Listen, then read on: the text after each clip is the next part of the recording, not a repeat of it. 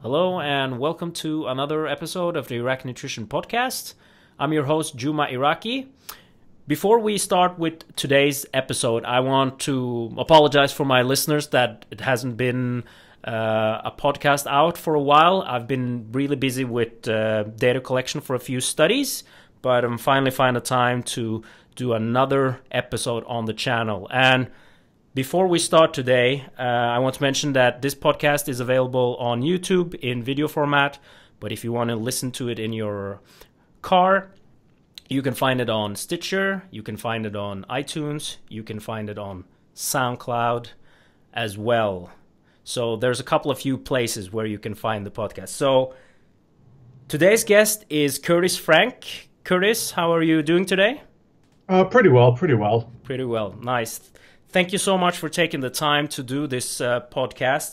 The topic for today is adaptogens, which I know that you have a lot of knowledge about. But before we jump into the questions, could you give our listeners a brief introduction about yourself? Okay, so I'm Kurtis Frank. Currently, I'm working with Legion Athletics as the guy who formulates the supplements. Like, I could just throw out the actual official title, but that's boring. Just basically whatever's on the label, I'm the guy who makes that for Legion. Previously, I worked for Examine.com as one of the three co-founders, was the one who did the bulk of the research initially, but separated ways because Examine's niche is that it is an outright unbiased source of information. And by working for a company now, I became biased. So, toss that aside, left in better hands. So I'm at this point where I am, on one hand, an authority on a lot of supplements, but on the other hand, am now dabbling in making them myself. Excellent. Now, what sort of academic background do you have? Yes, this is the part. Wow, it's already going downhill. Basically, I'm not a doctor or anything. I literally have an undergraduate degree in applied human nutrition. That's it. I'm 100% self-taught beyond that. It's just when I was in university for nutrition, seeing how the studies were conducted and my participation in them, it was a bit weird how, by the nature of dietary studies, there are so many uncontrolled variables, and you can't really expect it to be precise. You give someone their diet, they go home, and they just do it. And when they report back and say, this is what I did, you can't really call them a liar or anything. So when you don't get the results you want, you are left with either we screwed up or they screwed up. And that's just, it's not a mindset I wanted to get into. I wanted something more precise, like pharmaceuticals, but at the same time, something that I can give practical advice to and actually help people with. And that led me to dietary supplementation. Excellent. I totally agree with the thing you're mentioning there. There's a lot of limitations when you're doing research on nutrition, and a lot of people might not know that a lot of the recommendations is based off observational studies, because it's really like you can't take a bunch of people and put them in the lab and say, we'll expose you to this food for this amount of time and see if you develop cancer or other types of diseases. So yeah, and even if you want like a 2-month study and you want to do like one of those clinical cases, you just try to get someone's like, do you consent to being locked into an establishment for 2 months? Okay, how much money do you want? Oh, $15,000 per month. It's like, it's horrendously expensive to get that 100% precision, to the point where no one just does it anymore these days. Yeah. And another thing, we were running a study on cyclists in August, and we controlled their diets 24 hours before the trials that we were doing, and it was just a pain in the ass. And we had like 10 subjects. We had to prepare all their food, drive it to them at their home, and make sure that they actually ate everything. And that was based on what type of feedback we had from them. But we also had a couple of more meals, but they spent that time in the actual lab, so we were able to control that. But this is a study with 9-10 guys, and it was so much work. So you can imagine if you're doing a study with a larger population, how much work that would take. Yeah, and then some people like criticize the sample size, like, oh, why didn't you get 150 people? It's like, yeah. I know, but if you haven't done research yourself, it's difficult to understand how much work goes into it, because it's not just the trials and doing the actual research. It's all the logistic with managing the group of people that you're gonna work with, and suddenly their schedules change. There's availability of equipment and stuff like that. So there's a lot of logistic stuff that people don't actually know about, and that's actually the pain in the ass, if you ask me. It's not the actual data collection part. It's all the other things around that you need to control for. But yeah, that's a topic for another time. Let's start with talking about what adaptogens actually are. Okay, so adaptogen is a rough categorization of not necessarily a group of molecules or plants, but what they do to the body. The general idea is that when the brain and body perceive something, that is a stress. If they perceive it and like adapt to it to a degree where the body is strengthened, it is a eustress or good stressor. If they react to it but it overall damages the body, that is a distress or negative stressor. Adaptogens are things where you put it into your body and it causes a very subtle stress, usually not enough for you to perceive. But the magnitude of any stress that goes into your body afterward is lessened. So if we were to just use abstract numbers, let's say you're going to do something that normally gives you a stress value of 5. And 5 is the point where you start panicking, maybe like on the verge of an anxiety attack. It's like, that's too much stress for you. If you take an adaptogen beforehand and then go into that same scenario, maybe you're only being exposed to a stress level of 4, and it feels like you can better handle the stress. So yeah, to sum it up, it's a weak stress that adapts you, hence the name, to subsequent greater stresses and lets you handle them better. Excellent. And how many actual known adaptogens do we approximately have? Okay, so like when I worked for Examine, we actually had a category page for adaptogens, and right now we have 17 on there. But my guesstimate, like my guess as to how many true adaptogens there are, there's probably well over 100 things that could claim the name of adaptogen, but there's probably only about a dozen or so that are potent enough to be relevant. Because technically, you only need to prove something is an adaptogen once to give it that name. Kind of like how almost everything under the sun is an antioxidant. But it doesn't mean they're good antioxidants, doesn't mean that they help you, they just technically have that name. Adaptogen is similar, but yeah, I'd say only about 10 or so adaptogens are probably relevant based on what we have right now. And above them, like 3 of them shine above all else. Okay, could we mention a few of them that might be familiar for our listeners? Okay, so the most popular worldwide adaptogen is Panax ginseng. It's in energy drinks a lot, very common. Not necessarily the strongest, but it helps enough people that it became that popular. There's also another form of ginseng that was once called American ginseng or Siberian ginseng. It was literally called both of them at the same time. I don't know how that works. But it's the plant Eleutherococcus senticosus.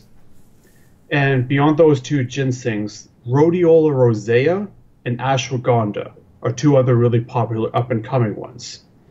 And I'm not sure, did you guys have the pre-workout called Jack 3D a few years ago? It was the one that started the 1,3-DMA issue. We didn't have that here in Norway, but Okay. If you went across the borders to Sweden, you were able to buy it. So there's a lot of people in Norway went to Sweden and bought Jack 3D. So yes. Okay, because that thing was basically caffeine, the 1,3-DMA, which is the main issue, but also a berry known as a Trichopus zelenchius. I don't know if I'm pronouncing that right. But basically it is, if I recall, a berry that grows in high altitudes and grew popularity with hikers because they just eat the berry, they grab the berry, eat it, and then they have more endurance.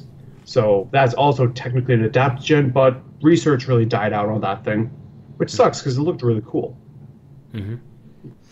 Now you mentioned Ashwagandha has gained a lot of popularity in last couple of years, and I thought maybe we could explore that a bit more because, like I mentioned to you before we started, I have a lot of athletes and people in general asking me a lot of questions about it. So, what is could we just briefly explain what Ashwagandha is?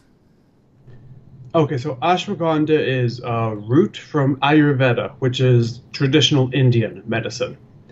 And it is traditionally recommended for male fertility, vitality, and virility. Just in general, the traditional claim surrounding it is when men take it, they feel more manly. And it goes beyond just sexuality, but also gives you the feeling of strength, the feeling of completeness. Like when you dabble into traditional medicine, they have a lot of vague terminology for a lot of this stuff. But it is the adaptogen most in line with male health and wellness. Okay, excellent. And do we know where Ashwagandha was discovered, where it's originated from? It definitely originated from the landmass we call modern day India. Mm-hmm. It came from there, potentially also Pakistan, Bangladesh, like that area, like south of China, is where ashwagandha grows. And any community around that time just happened to, in their ancient texts, mention that this particular root, if your man's not being enough of a man, force feed him this stuff, he'll become more manly. So we don't really know the first recorded instance of it. It's just when we started to have recorded history, ashwagandha was already known. It's kind of like just asking the first recorded instance of eating a potato. We don't really know. It's just potatoes just kind of were always there. Mm-hmm. And same as with ashwagandha. It's a very old plant, been used for a very long time, and it's just the thing you give to your husband if he's just not cleaning the house and taking care of the kids. Just force feed him it. My understanding is that it's you can ingest ashwagandha in several ways. Capsules and powder is probably the most thing that people are familiar with. So is there a difference in the way you take it if you were to take it from a powder form compared to capsule form? There's no major difference for how it affects the body because ashwagandha can survive the stomach fairly well. So you don't need to put it into an entire capsule or anything. It's just, if you're going for something with a standardized dose, it's usually better to take pills just so you don't have to measure it out each and every day.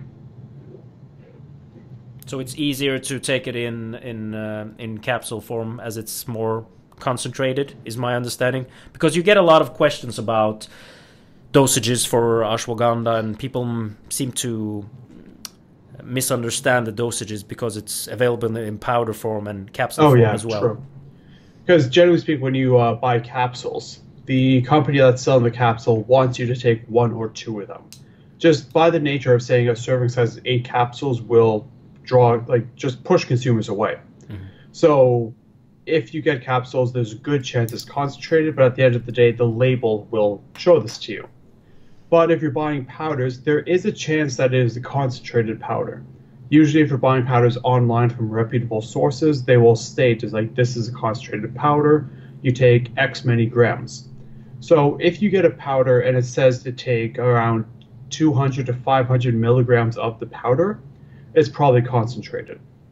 But if you were to go to a Ayurvedic store or just get bulk ashwagandha and the serving size is about 5 grams or so, that's non-concentrated. And if you get ashwagandha in a non-concentrated form, the dose is about 3 to 5 grams.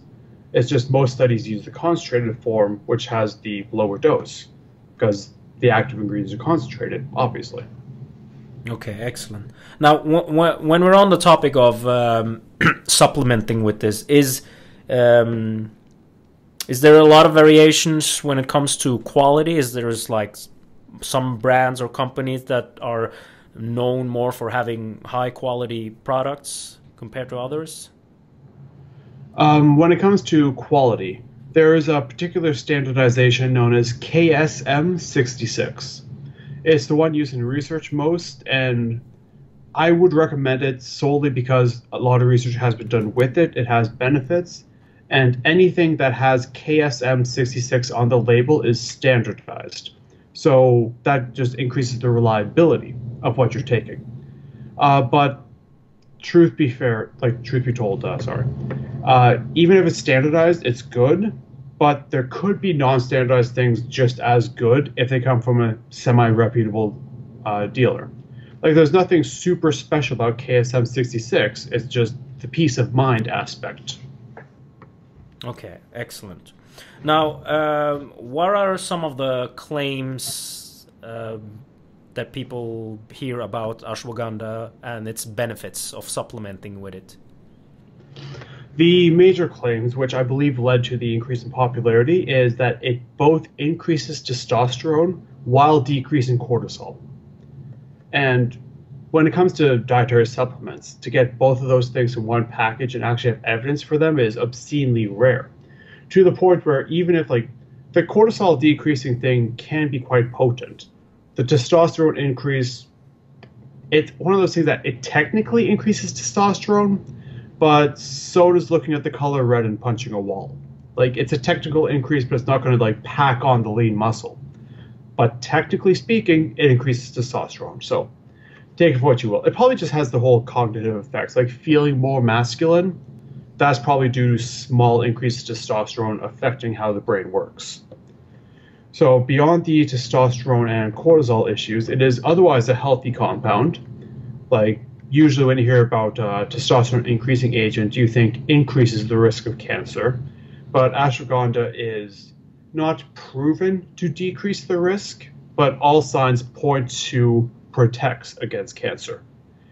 And then it's just the general health and wellness thing. It's good for the male urinary tract health. So benign prostatic hyperplasia, like, not the best option, but could dabble in that as well. And it basically just subtly affects a lot of things like bone health, fat mass, cardiovascular health. Just a lot of it pushes in the right direction. So it's just the test booster that you give to somebody whose health is kind of bad in hopes that maybe a side effect makes it better. Like, happy little side effects. Excellent. Now, you mentioned testosterone. Is this an acute effect that you can look at, or is it more of a a change over time that you can see when it comes to testosterone levels? Have they actually looked at research on that?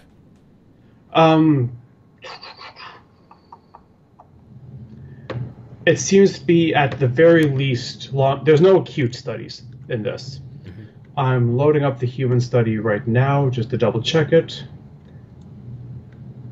Oh, if you want a number, the human study found a 15% increase in testosterone, which to anyone in the field, yeah, that's nothing. Mm-hmm. Like, 15% is the difference of, like, waking up and going to sleep. Mm-hmm. But yeah, it seems to be the effects were noticed over 8 weeks. The mechanism seems to be not so much a direct, like, release of testosterone, but more just gets to the testicles and protects them. So if there's normally some chemical insult that would damage the testicles and reduce testosterone, ashwagandha can negate that to a little bit.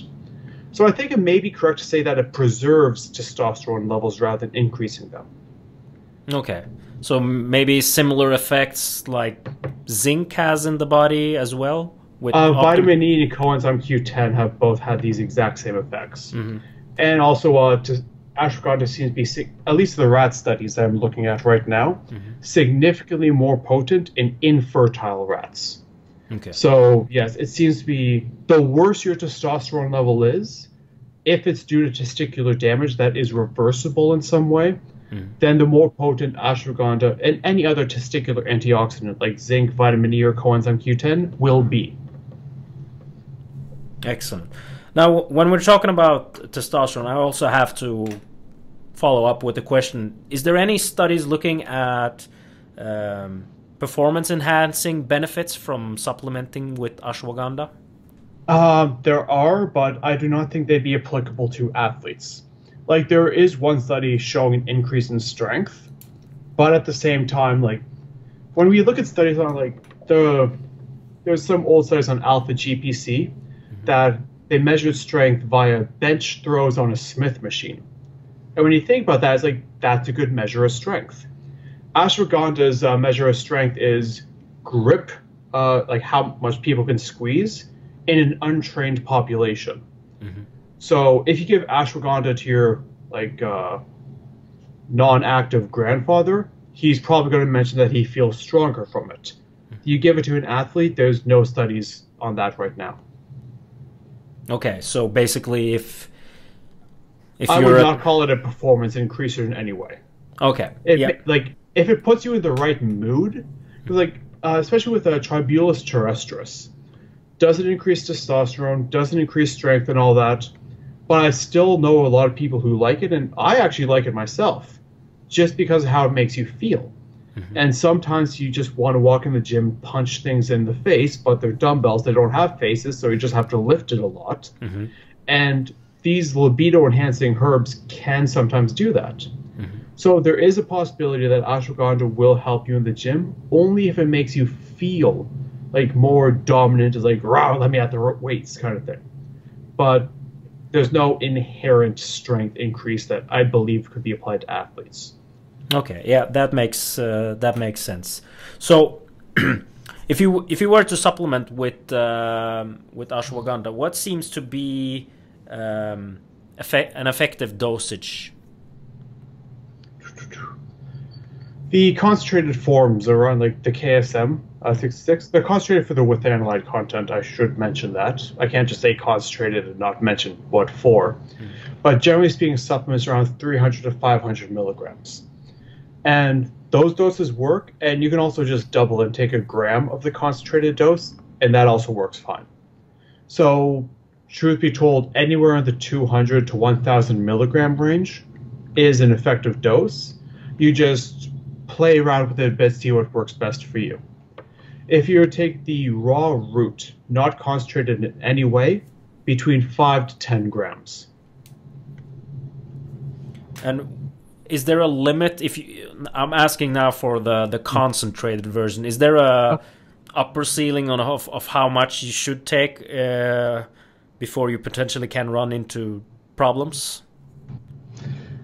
I'm uncertain, because sometimes when you come to research, like, they do the safety testing first and then do the beneficial stuff, which is what I like to see, obviously. But other times you just have like 20 different research groups all going out their own direction. So the dose I gave, like the 300 to 500 ideal range, but somewhere between 200 to a gram, we know that is effective. But I've yet to see a study that simply said, how much can we give before it hurts something? But to be fair, even in rats, the like safety index, how much you give to a rat before it hurts itself, is like friggin' 20 times the recommended dose, at least. So it seems to be something where you can't accidentally overdose. Okay. Are there any potential side effects that are known when supplementing with ashwagandha? The only main side effects is that by the nature of being an adaptogen, it is somewhat unreliable, particularly for cognitive effects. Mm-hmm. So ashwagandha is good for reducing anxiety in general, but there are some people who say that it increases their anxiety. A lot of people actually recommend ashwagandha for improving sleep quality, but I am an unlucky bastard, and ashwagandha before sleep actually gives me insomnia. Okay. Like, this would be like the main takeaway that I just want everyone to know. If something is an adaptogen, understand that it will affect you, but how it affects you will differ from person to person. Always test the water and be prudent before like diving straight in. Like, just some things just blindside you, and they're pretty common with adaptogens. As it comes back to, like, adaptogens help us deal with stress, but we all deal with stress in different ways. So if I deal with stress in a different way than you do, the adaptogens that interact with our perceptions will influence us in different ways, sort of thing. Mm-hmm. Yeah, that makes sense. Yeah, Now, so basically take any cognitive effect of an adaptogen with a grain of salt and know that in some cases it can just straight up backfire. okay. Now, is there any guidelines for when you should take it, or if there's something that you shouldn't take it with because of lower absorption of ashwagandha? The only guidance I can give right now is when it comes to ashwagandha, since it may have sedative effects, try to test out before sleep. If you are in the average like demographic, it will improve your sleep. If you're an unlucky bastard like me, it will harm your sleep. If it does anything negative to your sleep, take it in the morning. If it helps your sleep, feel free to take it at night. Beyond that, you can take, like, excluding those two issues, you can take it at any other time of the day. It's something that does build up in your body after all. Okay. And as for things to not take it with, I would recommend against taking it with alcohol. This is mostly because ashwagandha is good for reducing social anxiety. Anxiety in general, maybe a bit sedative, may make you a bit playful. It does a lot of the same things alcohol does. Mm-hmm. But alcohol tends to be more potent. So if you just pop some ashwagandha and then drink some alcohol, you now have two different groups of drugs doing the same stuff. It's just overload on one system. So yeah, don't do that. Okay. Especially since when it comes to alcohol is a simple molecular structure. We kind of know everything it does in the body. But ashwagandha doesn't have a bioactive. It has a class of bioactives known as the withanolides, which have over 70 different molecules.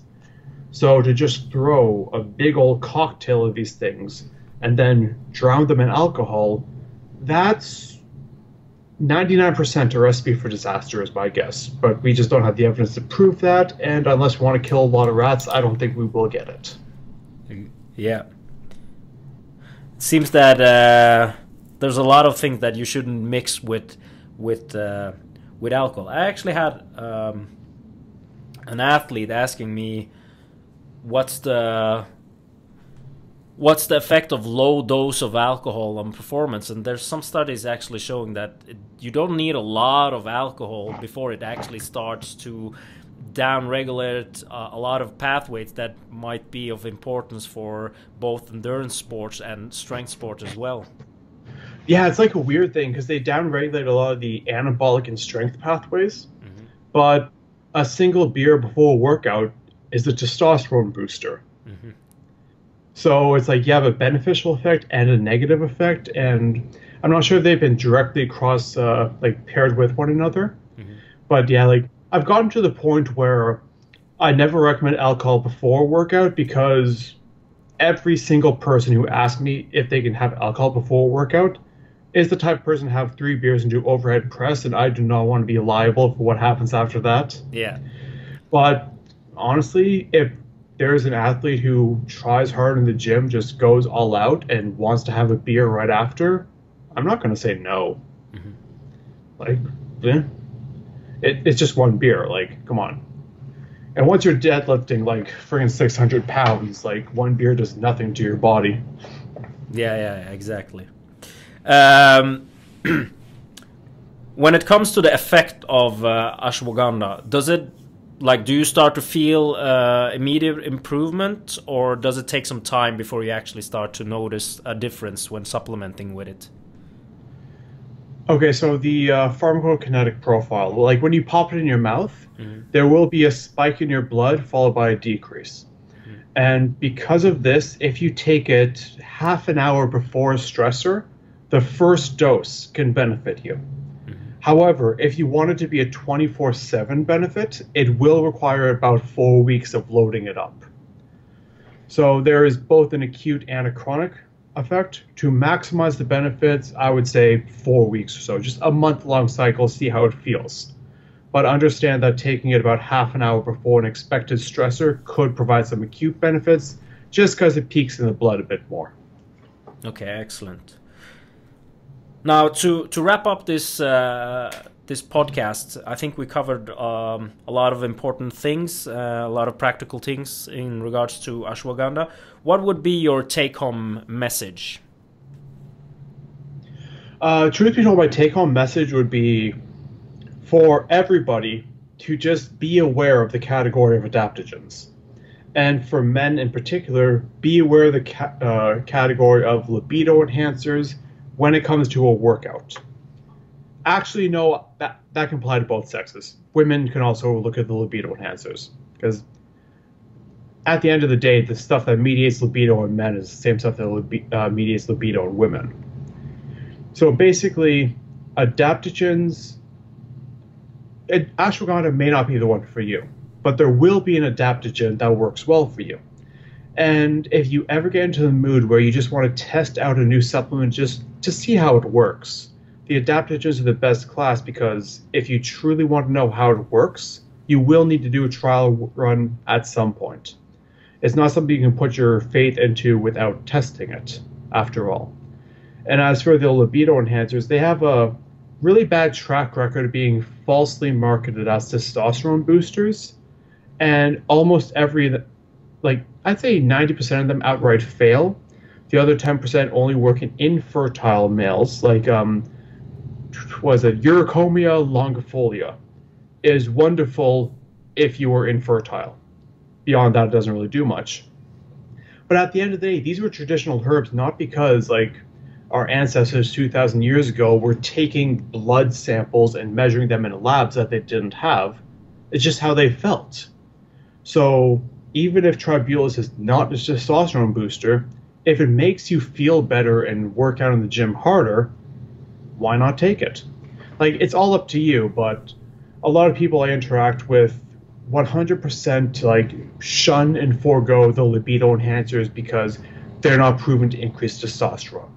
They can do so many other wonderful things, and there are some studies where it just sounds interesting, but we can't we don't have follow-up evidence on it. Technically speaking, there is at least one rat study for Tribulus terrestris where it increased androgen receptor density on the hypothalamus, which means that androgens can signal through this brain region better, which means that you feel the effect of testosterone more, which could underlie why people feel more manly. But all this aside, you can just talk about science for days on end, but if you just take a libido enhancer and you like it, it makes you lift more weights, do it. It makes you lift more weights and you feel better. Excellent. Now, Kurtis, thank you so much for taking the time to do this podcast. For our listeners that want to know more about you, where can they find more information? Right now, I currently work at Legion Athletics, and I write at the blog there. So to go to the Legion Athletics blog, just troll through the articles. You'll see a new writing from me about twice a week. So that's more to learn about me. And again, I have to give a plug for examine.com just because it's awesome. It's just a database of all evidence that can be compiled at this point in time. And who doesn't love that? Yeah, exactly. I've been really appreciating using examine.com as a resource for many years now, especially when you have I lecture a lot for personal trainer students in Norway, and there's a lot of questions related to supplements, so it's just a convenient way to tell them to go to examine.com because it's so packed with information, and it's really easy to also find information there. Yeah, a wonderful starting point that for many people is also the finale. Exactly. All right, Kurtis, thank you so much for taking the time. I'm off to bed pretty soon. I have data collection at 6 a.m. so I have to wake up at 4 a.m. so it's going to be a few hours of sleep. But yeah, what time is it on your end? Oh, it's about 3 o'clock on my end. Okay. So just early afternoon. Early afternoon. All right. Then wishing you a further nice day, and hopefully we can do a podcast again some other time on a different topic. Okay then. I'll be on standby. All right. Thank you so much, Kurtis. Yeah. Bye-bye.